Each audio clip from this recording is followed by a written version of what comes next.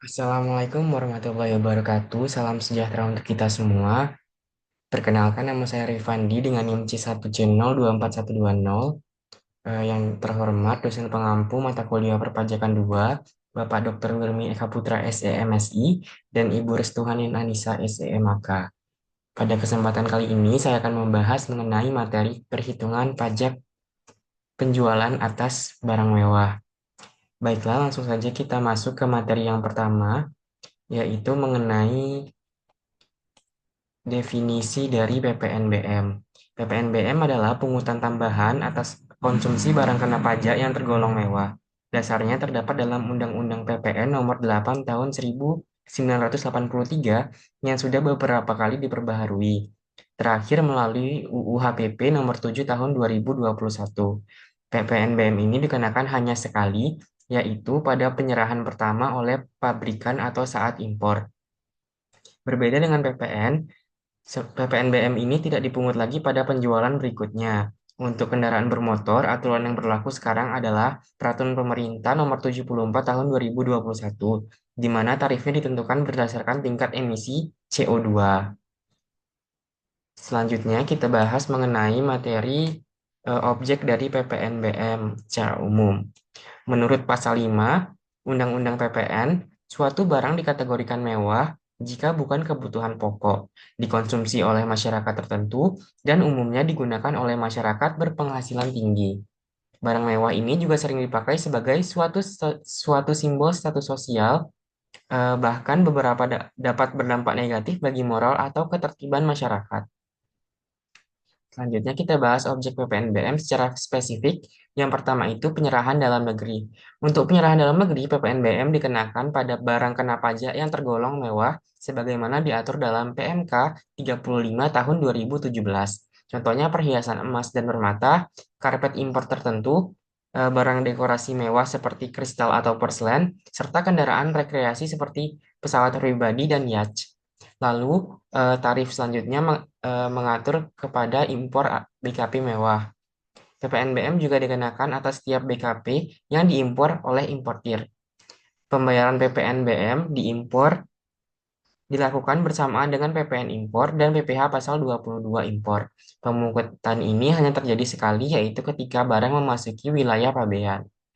Selanjutnya, eh, kendaraan bermotor diatur dalam PP 74 tahun 2021. Objeknya meliputi mobil sedan, station wagon, kendaraan 4x2, 4x4, dan kendaraan penumpang lainnya. Yang menarik, tarifnya tidak berdasarkan kapasitas mesin seperti aturan lama, tetapi berdasarkan tingkat emisi CO2 per kilometer. Sehingga semakin tinggi emisinya, semakin besar tarif pajaknya. Nah, lalu ada dasar pengenaan PPNBM. Dasar pengenaan PPNBM atau dasar pengenaan pajak terdiri dari tiga, yaitu harga jual atau penyerahan dalam negeri. Lalu nilai impor sama dengan nilai pabean ditambah bea masuk ditambah pungutan lainnya. Lalu yang ketiga adalah nilai lain sesuai ketentuan PMK. Ada catatan, eh, DPP PPNBM sama dengan DPP PPN, tetapi tarif PPNBM ini berbeda. Lalu selanjutnya kita bahas mengenai fungsi PPNBM. PPNBM memiliki fungsi utama. Yang pertama sebagai pemerataan beban pajak agar masyarakat berpenghasilan tinggi memberikan kontribusi lebih besar. Yang kedua, mengendalikan konsumsi barang mewah yang tidak esensial. Ketiga, melindungi industri dalam negeri dari dominasi barang impor. Keempat, melindungi meningkatkan penerimaan negara. Dan yang terakhir, melalui Peraturan Pemerintah Nomor 74 Tahun 2021, PPNBM juga berfungsi mendukung kebijakan lingkungan dengan mendorong penggunaan kendaraan rendah emisi.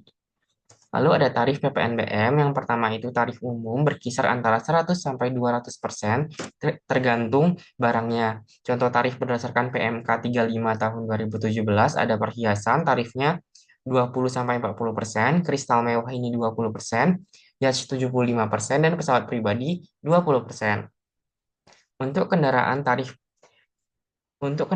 tarif ditentukan oleh tingkat emisi CO2 seperti yang ada di tabel sini. Semakin tinggi emisinya, tarifnya juga dapat tinggi. Yang paling tinggi adalah 95%. Lalu ada juga untuk ekspor BKP mewah. Tarif PPN-nya adalah 0%. Nah, lalu kita masuk ke contoh soal perhitungannya. Yang pertama ini eh, impor BKP mewah. Importir mengimpor BKP mewah dengan nilai impor 7 juta rupiah. Tarifnya adalah 15%. Nah, DPP-nya adalah 7 juta. Lalu PPN-nya 11% dikali 7 juta hasilnya 770.000. PPN BM-nya langsung dikali 15% hasilnya adalah 1.050.000. Selanjutnya contoh soal perhitungannya yang kedua, mobil dengan emisi 140 G per kilometer menurut PP nomor 74 tahun 2021. Harga jual pabrikan DPP-nya adalah 300 juta. Tarifnya tadi di peraturan adalah sebesar 25%. Jadi PPNBM-nya langsung kita kalikan 25% dikali 300 juta hasilnya 75 juta. Lalu PPN-nya dikali dengan 11%, yakni 11% kali 300 juta hasilnya 33 juta. Lalu dari presentasi tadi dapat kita simpulkan bahwa PPNBM merupakan instrumen penting dalam sistem perpajakan Indonesia. Pajak ini tidak hanya bertujuan meningkatkan penerimaan negara, tetapi juga menciptakan keadilan, mengendalikan konsumsi barang mewah, melindungi industri lokal, dan mendukung kebijakan lingkungan. Regulasi terbaru seperti Peraturan Pemerintah Nomor 74 Tahun 2021 membuat sistem PPNBM lebih relevan dengan kondisi saat ini. Baik, sekian presentasi dari saya mengenai perhitungan PPNBM. Mohon maaf apabila ada kesalahan dalam penyampaian materi. Saya akhiri. Wabillahi taufiq wal hidayah. Wassalamualaikum warahmatullahi wabarakatuh.